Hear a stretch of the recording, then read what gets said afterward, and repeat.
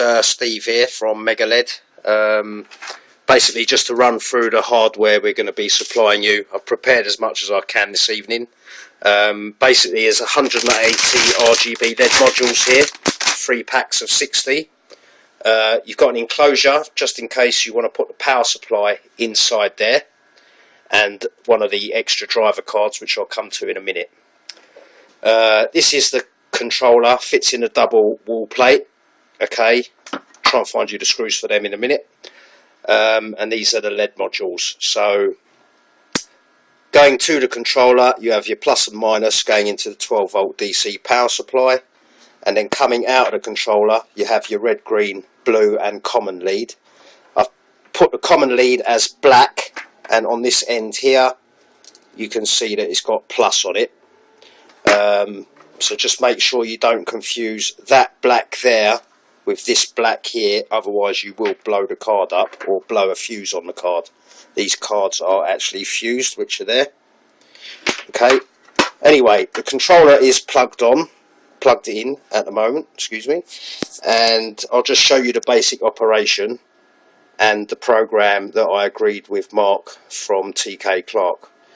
Basically, in standalone mode, static mode, you've got red, green and blue at the top, and the red light is on. So if you move the first dial, turns the red up. Okay, the second dial will turn the green up, and the third dial will turn the blue up. Obviously you can then do your colour mixes that way. Okay, so if we go for red, for example, and the blue, you get the sort of magenta colour. In static mode and sequence mode, this dial here on the right hand side on the bottom controls the brightness. Okay, so that will take it right down to off. Normally that's just left on full brightness.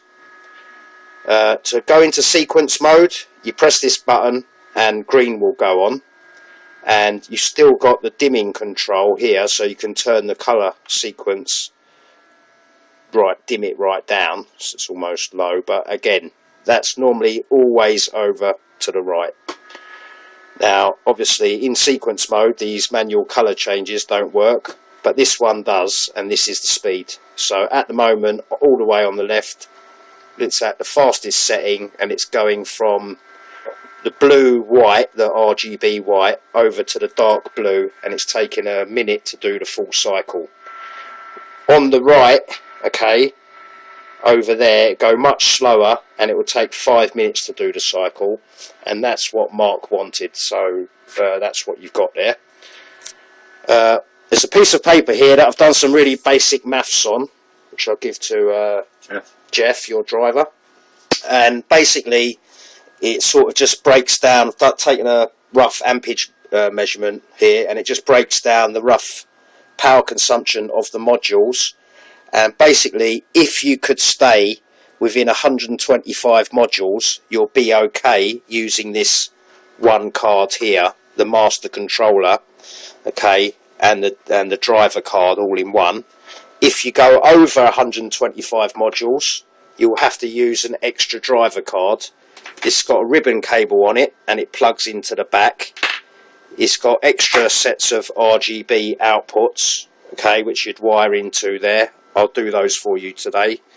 And then it's got a separate power feed which would go to the power supply. Very important. 15 amps is quite high current, so it must go to the power supply. So I hope that's enough to get you moving, and any problems, give me a call.